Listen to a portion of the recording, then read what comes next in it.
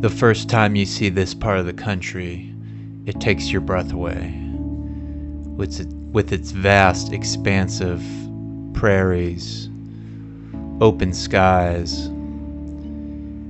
tall mountains, and sunsets that go on with their reddish hues. Remote open roads where you might not see another car for hours. This is Montana and Idaho, the crown jewels of the American West. With its vast, endless prairies and wheat fields, its lush pastoral farmland. So when I was traveling through eastern Idaho, this is a place I really haven't explored. I've just driven through it. You kind of have to go this way to get to the Grand Tetons and back and forth from Bozeman. So I was really struck by how rich the farmland and how green eastern Idaho really is. Right here, you're seeing the Highlight Reservoir, which is Bozeman's backyard. As they say, this is where everyone wants to play in the city of Bozeman. Just a great big reservoir in the mountains with surrounded by protected forest wilderness.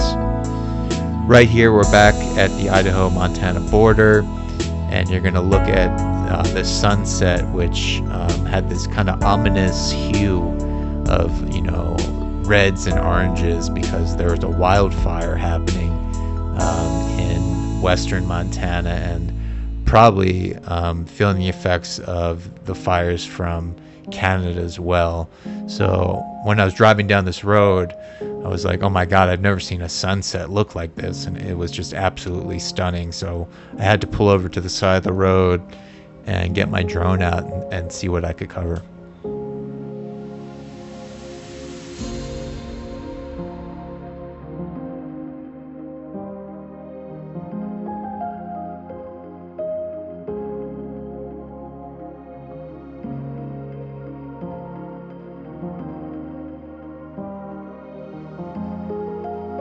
Right here is Teton Pass. This is the high elevation road that you have to go through to get down into Jackson Hole in the Grand Tetons if you're coming from Idaho and Montana and vice versa. So this is one of those roads where you will be gripping the steering wheel, and it's going to be quite frightening, but amazing views here. Places to pull off and take pictures. There is guardrails on most of that pass, which is nice. Now we're here in Missoula, Montana. This is a city I've never explored or ever been to in my life, and it was just super remote and super beautiful and a very old American feel to it. A lot of the buildings were something you would see in the 1950s and 60s, just very old, quaint Americana city. But there's a university in town, so there's college kids everywhere, and you feel that California transplant influence here. And lots of cool coffee shops, places get smoothies, plenty of breweries. That's something in the American West you will find plenty of, burgers and breweries. It was really hot when I went here. It was about 100 degrees, which is very abnormal for Montana standards, but with global warming and everything, nothing is making sense. So a lot of people hang out by the river here. They like to tube down it, drink their beers and what have you. A really cool city and worth checking out for a day. Now we're in Yellowstone country. This is the Bitterroot Valley. This is the area where the Yellowstone Ranch is in the series Yellowstone. This is Darby, Montana. Just a beautiful valley about an hour south of Missoula. Like everything in Montana, just super remote, super beautiful. And in this particular valley, it just had this stunning picturesque quality that I really didn't see anywhere else. The mountains surrounded you on all sides, and they felt so close you could touch it. I tried to get up to the Yellowstone gate where they have the barn and everything, but there's tight security there. Lots of signs saying keep moving, don't pull over, so I wasn't able to get a shot of the Yellowstone Ranch. Sorry, guys.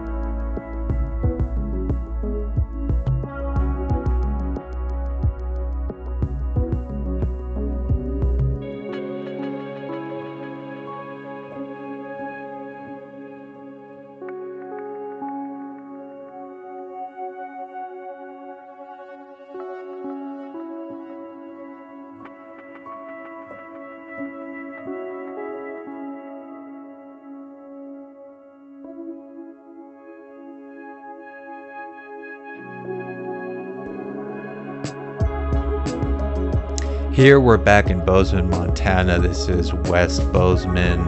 There's a nice little pull off on 7th Avenue. If you keep going, I guess that'd be southwest past the La Quinta. And, you know, during sunset, there's a park here. You can launch your drone, walk your dog. It's just really pretty. I felt Bozeman is a town that never really translated well on film or video. I haven't seen any good footage of it, but it's a beautiful town and it's worth going to. Now we're here in Wyoming. Wyoming is a desolate, remote, probably the most least habited state in the country minus Alaska, and this is what most of your drive will look like when you're going through this state. Just endless prairie, wide open mesas and buttes for at least 7 hours. So it's kind of a tough drive mentally. But I think there is some kind of beauty in this emptiness.